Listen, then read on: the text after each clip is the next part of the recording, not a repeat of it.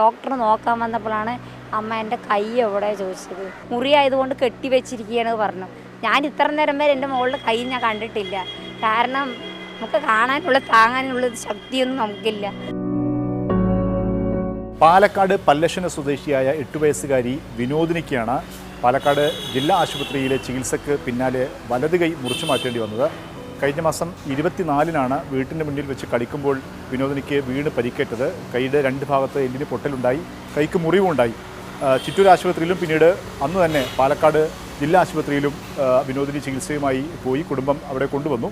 പക്ഷെ അവിടെ ഈ മുറിവിന് കാര്യമായ ചികിത്സ നൽകാതെ പ്ലാസ്റ്റർ ഇട്ട് കെട്ടിവെച്ചു എന്നാണ് കുടുംബം ഇപ്പോൾ ആരോപിക്കുന്നത്. നിവർത്താൻ പറ്റുന്നില്ല.